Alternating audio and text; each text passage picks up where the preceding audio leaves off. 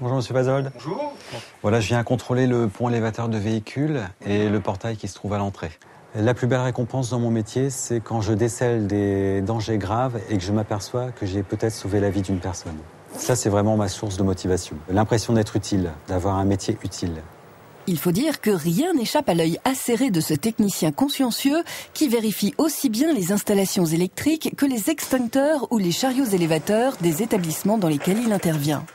Ce qui m'intéresse dans mon travail quotidien, c'est qu'il est très varié. Je peux être un jour dans une entreprise industrielle, le lendemain dans une chocolaterie. C'est très variable. Et aussi la grande diversité des équipements que je vérifie.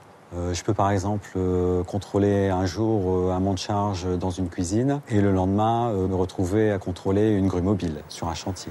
Des contrôles rigoureux et obligatoires qui répondent à une réglementation pointue. Donc c'est un travail qui est pointilleux et qui peut être parfois assez long parce qu'il faut bien vérifier chaque point de contrôle.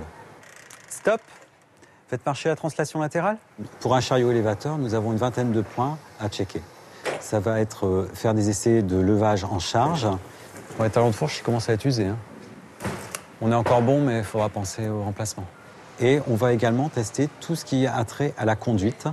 Donc les essais de freinage et les essais d'éclairage, également l'avertisseur sonore, la direction, tout ce qui a trait à la sécurité de la personne, à la fois le conducteur et les personnes qui peuvent se trouver autour. OK ? Et pas question de relâcher une seconde son attention. Dans mon métier, je n'ai aucune marge d'erreur possible. Ça pourrait avoir des conséquences graves. Si je ne détecte pas un point de chauffe, par exemple, sur un disjoncteur, ça pourrait provoquer un incendie. Ça engage ma responsabilité. Pour accéder à la profession, un niveau Bac+2 avec une dominante technique, électrique ou mécanique par exemple, est fortement recommandé.